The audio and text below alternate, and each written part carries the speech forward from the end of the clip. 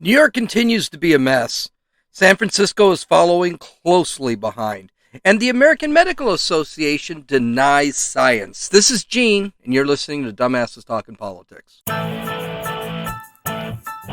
Hey, this is Gene. Welcome back to Dumbasses Talking Politics. Okay, New York is really kind of a mess right now. So today, Attorney General of New York, Letitia James, who's a terrible human being, made an announcement that was actually some bad news, though not really surprising, about Andrew Cuomo. Here's what she had to say. Over the course of the 5-month investigation, the investigators spoke to 179 individuals, including complainants, current and former members of the executive chamber, state troopers, additional state employees, and others who interacted regularly with the governor. In addition, they reviewed more than 74,000 pieces of evidence, including documents, emails, texts, audio files, and pictures. These interviews and pieces of evidence reveal a deeply disturbing yet clear picture. Governor Cuomo sexually harassed current and former state employees in violation of both federal and state laws. Now, none of this is a real shock. Let's call it what it is. Andrew Cuomo, yes, he sexually harassed women. Come on, between him and his brother, I'm sure there hasn't been a woman who has not been sexually harassed in New York. The probe is also not shocking that they came up with this. Let's face it, Letitia James wants his job. She wants to be governor of New York. So, I mean, none of this stuff is really all that surprising. What is kind of surprising is that, he did kill 15,000 people with this miserable COVID policy. He did try to hide those numbers, actually change those numbers. I would think that would be pretty much, I don't know, more important than the fact that he sexually harassed women, but the reality is that's what they see is important now. And we won't even talk about his book where he made $5 million from a book publisher and had his staff actually help him write it, which, by the way, is illegal. But that seems to be what's important today. No one worries about, death and corruption. It's if you sexually harassed anyone. Well, Cuomo released a statement a couple of hours after this 165-page report came in. And, of course, he's doing what Democrats typically do. He said, no, he didn't do it. And he released a rather long statement himself on his website. But this is what he had to say. I want you to know directly from me that I never touched anyone inappropriately or made inappropriate sexual advances. I am 63 years old. I've been making the same gesture in public all my life. I do it with everyone, black and white, young and old, straight and LGBTQ, powerful people, friends, strangers, people who I meet on the street. I do kiss people on the forehead. I do kiss people on the cheek. I do kiss people on the hand. I do embrace people. I do hug people, men and women. I do on occasion say, ciao Bella. On occasion, I do slip and say sweetheart or darling or honey. I do tell jokes, some better than others. I am the same person in public as I am in private. Yeah, he's lying. I mean, yeah, he's lying. Who's kidding who? He did exactly what they said he did. He sexually harassed women. I have no doubt about that. You could see it I mean, they've got pictures of it. But again, I think this is, personally, I'd like to see Andrew Cuomo in jail. And I think that this is a garbage reason to go after him, and he will be impeached. I have very little doubt. The only question is going to be, he's made enemies all over the place. Nobody likes this guy. The only question is going to be whether or not they impeach him before the election next year, or whether he resigns, or whether he just says he's not going to run again. So I don't think this is a big deal. It's a big deal because it's the biggest city in the country. He runs the state with the biggest population. He's done such a crappy job, but I personally want to see the guy in jail. Well, here's Bill de Blasio. I forgot. This is another guy. Letitia James hates Cuomo, and probably no one hates Cuomo worse than the groundhog killer, Bill de Blasio. So here is Bill de Blasio's comment on it. I'll state the obvious. The summary you just gave represents behavior that's unacceptable. Unacceptable in anyone, let alone a public servant. I've been very clear about the fact that what we've seen is disqualifying. I'll look at this report and have more to say, but it's very, very troubling and painful to hear that accounting of a powerful person treating people that way. Whatever. Who cares what he thinks? I mean, this whole thing is just, it's so bad. And I got to tell you, I'm just reporting this only because why not? It is going to be a big deal. We are probably going to see the impeachment of a governor. I personally think I think it's kind of nice to see a Democratic governor. But again, I think it is completely, we still have to wait till the evidence is out there. We don't know what the evidence is. That report is just what the investigation found. And I'm sorry, I still believe we need the facts before we can actually present it. But I would rather have more of an investigation, which no one seems to be investigating, is the investigation into what Cuomo did and his policies. And now we know that the Justice Department is not investigating it. They actually canceled the investigation that Trump started on New York's Cuomo and Michigan's Whitmer because she did the same thing. She killed a bunch of people and then lied about the numbers. And they were both being investigated. Well, those investigations are over. He is never going to stand in judgment of what he did for all those people that he killed. Instead, he groped a woman or two, and that's what they're going to get him on. I think that's kind of pathetic. But that wasn't even the biggest news out of New York. And I thought this was much bigger news, and I thought this is something really what we need to talk about, because I don't think this is right. I think this is wrong, probably illegal, and sure enough, it comes from Comrade Bill de Blasio of New York. So here he is. Here's the serial groundhog killer, Bill de Blasio, talking about how New York City is going to start handling vaccinations. Today I announce a new approach, which we're calling the Key to NYC Pass. The key to New York City. When you hear those words, I want you to imagine the notion that because someone's vaccinated, they can do all the amazing things that are available in this city. This is a miraculous place, literally full of wonders. And if you're vaccinated, all that's going to open up to you. You'll have the key, you can open the door. But if you're unvaccinated, unfortunately, you will not be able to participate in many things. That's the point we're trying to get across. It's time for people to see vaccination as literally necessary to living a good and full and healthy life.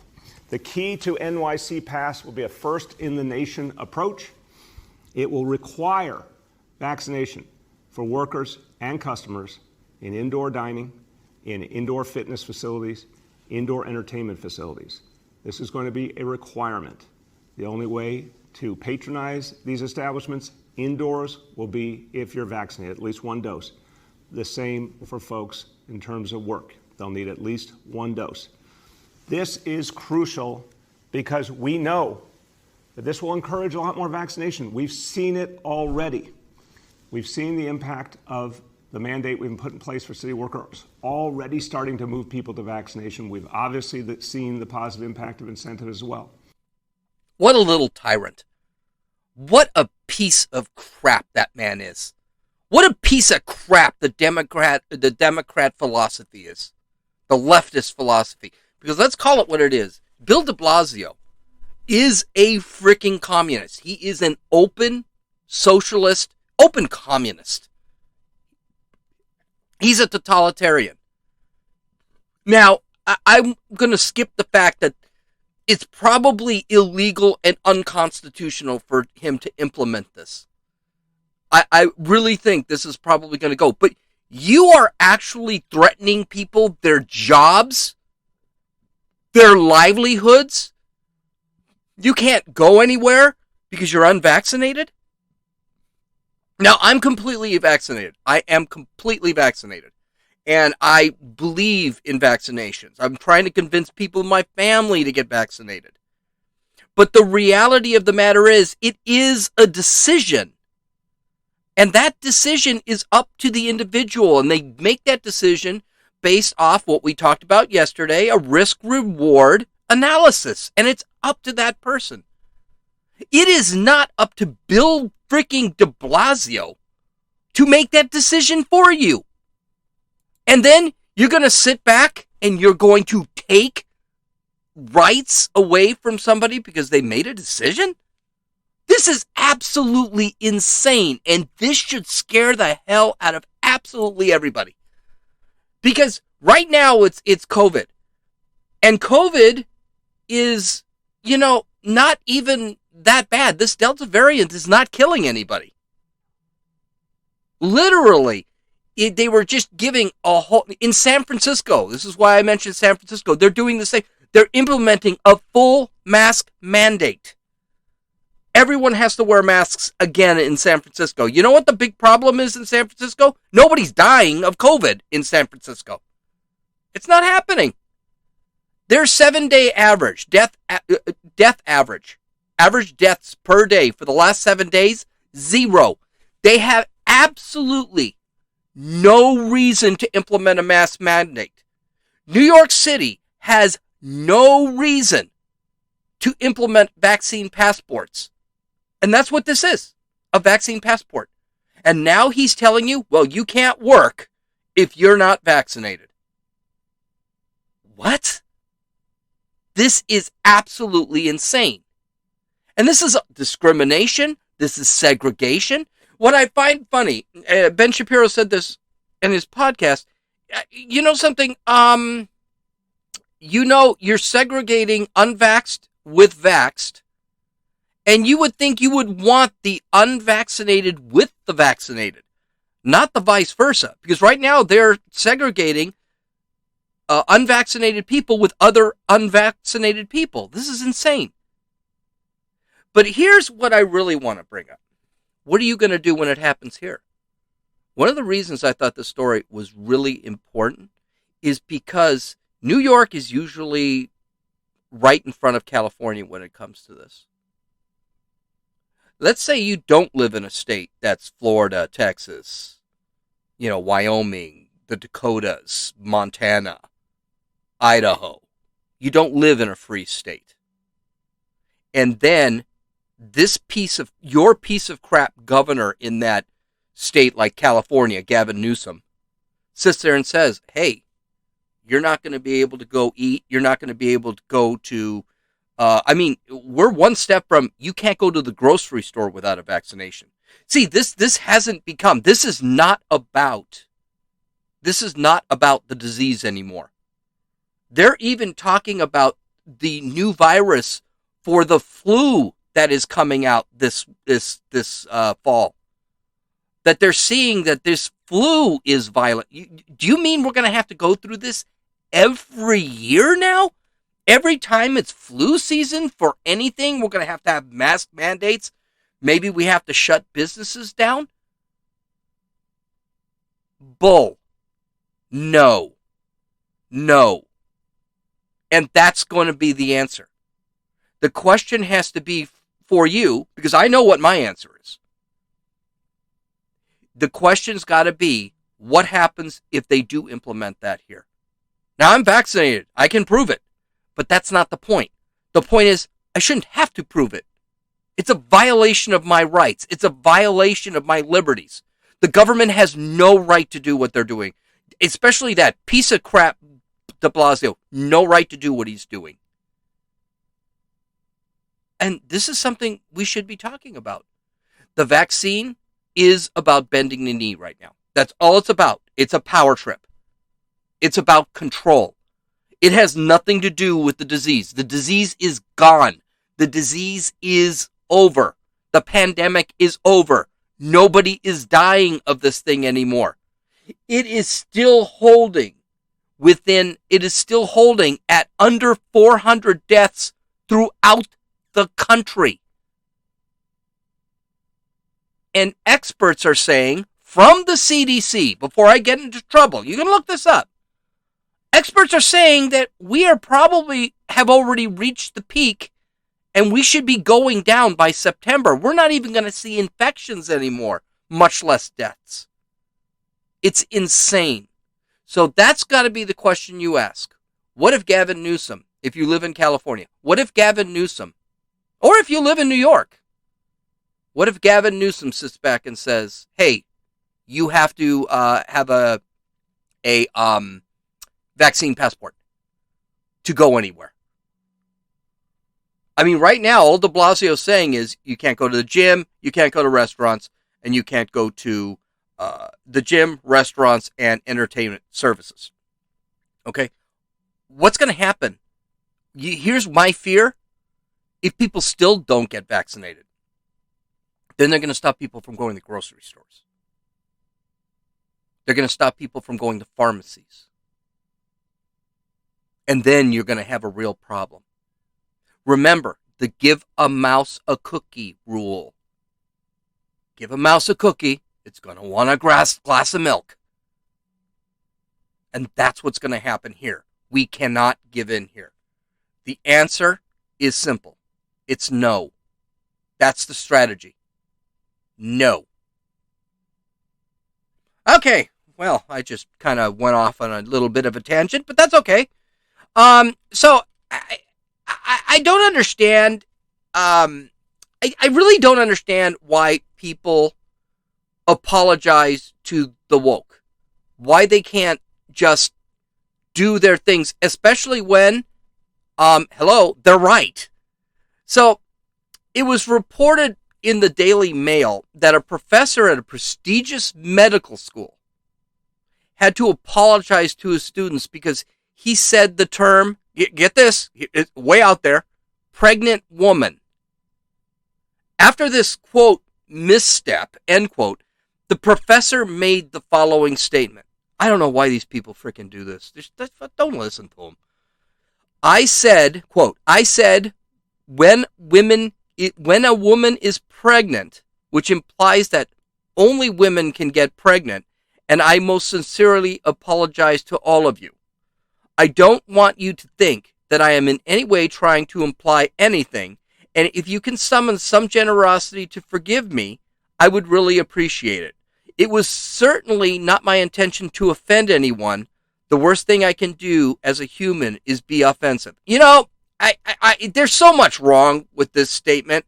First off, which implies that women can get pregnant? No, women can get pregnant. Women are the only ones that get pregnant.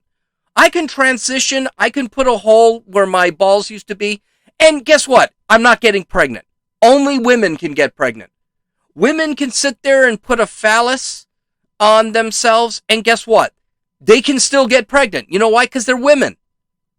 Why is he apologizing for saying women can get pregnant? Because women can get pregnant. It's absolutely insane. And what is there? Why apologize for this stuff?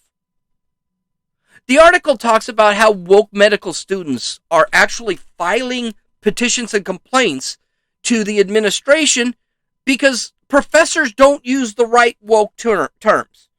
Now, I may be way off here. I don't know. You can leave a comment if you think I'm way off here.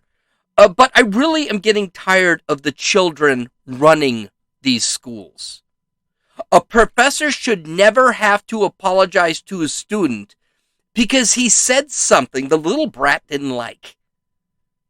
Especially he shouldn't apologize if what he said was something as uncontroversial and scientifically factual like a woman can get pregnant. And only women can get pregnant. If you could, I won't say that. I also find it disturbing that medical doctors who could be treating me someday in the future are so woke they ignore facts that are probably going to be needed in my treatment. It's absolutely freaking insane. But it gets worse. According to WebMD, the American Medical Association recommends removing sex designations from birth certificates. Yeah, no kidding. According to WebMD, quote, requiring it can lead to discrimination and unnecessary burden on individuals whose current gender identity does not align with their designation at birth, namely when they register for a school or sports, adopt, get married, or request personal records, or apparently compete against women in sports. A person's sex designation at birth would still be submitted to the U.S. standard certificates of live birth for medical, public health, and statistical use only, the report notes. Question, why? Why? Men and women are the same. I mean, why? I'm bored of man. Why does the government need to know that? Yeah, I don't know either. Now, this drives me absolutely crazy. Sex is not something one is designated or assigned. I'm sorry, you're born the sex you are. As a medical doctor, to continue to not acknowledge that sex is an absolute physical attribute of an individual is just anti-scientific, and I sure wouldn't want that doctor to be taking a look at my prostate and to figure out what's wrong with me. It does not matter what a person feels like 10, 20, 30 years from now.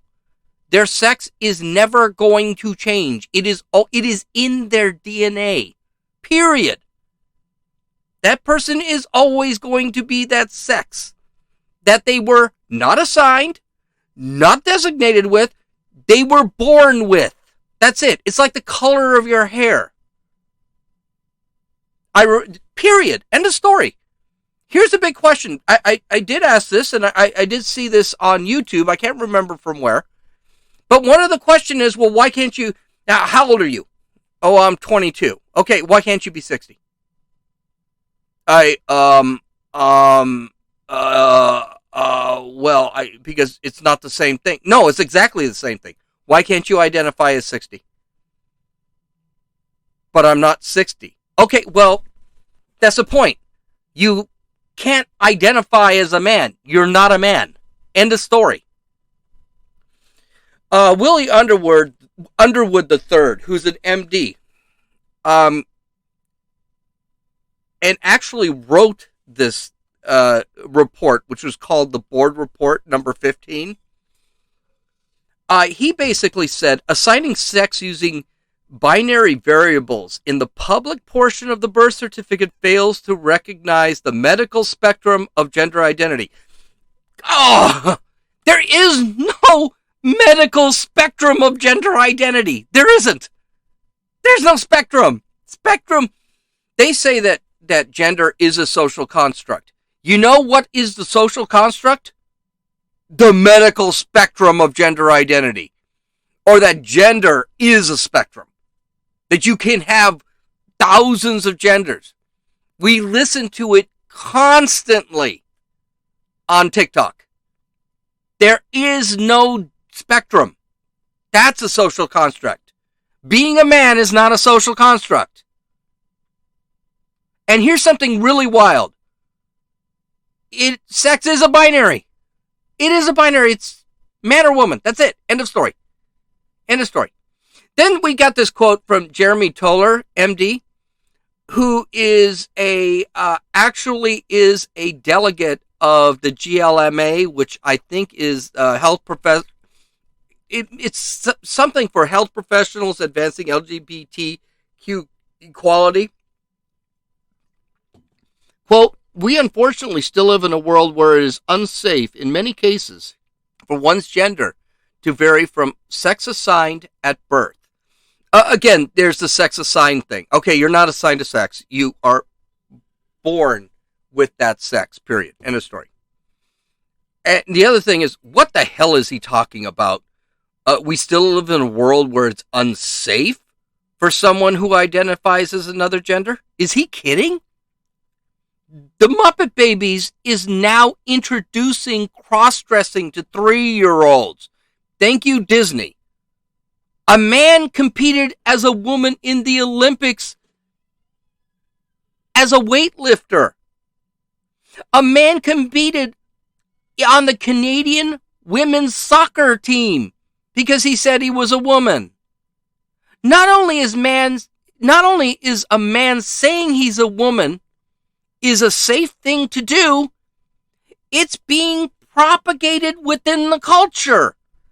This is a lie. This is not even something that kind of is untrue. This is just a flat lie. And you know something? This is dangerous stuff. I mean, physically dangerous. People have died because of this. Men and women do have different biological builds. We aren't the same. Saying I'm a woman will not change that I'm really a man. Physically. If I go to the doctor because my stomach hurts, and the doctor, I would assume, really needs to know what sex I am. Because if I'm a woman, and I say I'm a man, and I say my stomach hurts, and he treats me like a man, guess what? He could completely misdiagnose me. This has happened. And no one's learning. No one talks about that. This has actually happened. A woman goes in, says she's a man. The doctor diagnoses her as if she's a man. And she ends up dying of something that is a woman problem. This has happened before. And we just continue to ignore it. Oh, it's so frustrating. It's so stupid. I mean, our medical profession, they are, in 100 years, they're going to be laughing at us. They're saying, you got to be freaking kidding me. Okay, well, let's go to our TikTok, because I didn't do the TikTok video of the day yesterday. Here's a chick. I should have probably picked a TikTok video that was about gender identity and crap like that instead of this one. But I thought this one was just disgusting. And I'll talk a little bit about it. We're getting kind of short on time. But here's one where this chick is at an anti-abortion protest by religious people. Okay? And they're protesting in front of an abortion clinic. And she starts by saying, I need attention and blah, blah, blah.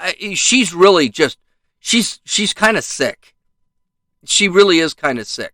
So let's listen to this TikTok video. Hi, my name is Julia. I love abortion and attention. It's true, if you hold your hand up like this long enough, people will stop getting pregnant. Actually, I'm pretty sure abortion does make a baby go away. Gosh, can she stop taking other designers' designs? It's actually really not cool. Abort it, abort it, abort it, abort it, abort it. Look at all of the cops here to make sure that no one steals anything from Sephora. Is this the Nicki version? This is some sick crap. I mean, this is sick. I don't know what to tell you. So she sits there and says she loves abortion and attention. Wow. And by the way, that's TikTok. And you saw a bunch of times. One of the priests that was there was actually blessing the abortion clinic. And she was making fun of him saying, well, that's not going to stop abortions. No, he's blessing the babies in the abortion clinic that were dying, that are being killed.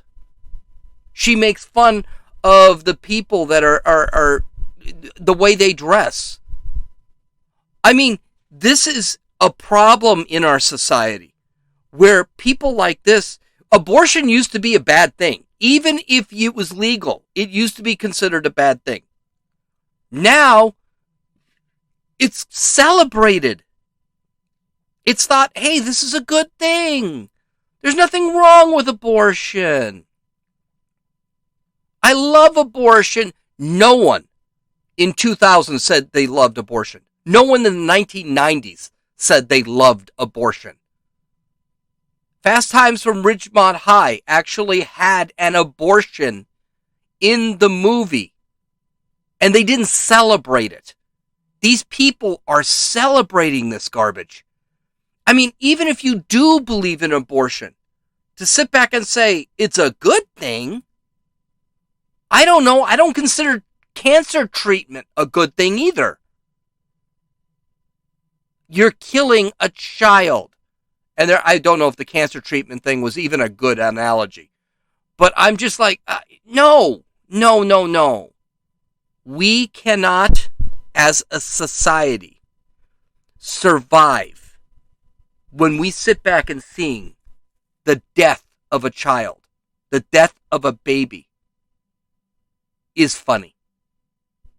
And a good thing. And a virtue. Having an abortion isn't a virtue. They keep trying to tell you. It's disgusting. It's sick. Okay. Well, we did it. So visit my website at dumbassestalkingpolitics.com. You can take a look at take a look at all the links, show notes, and video. Take care. Have a good day. Talk to you tomorrow.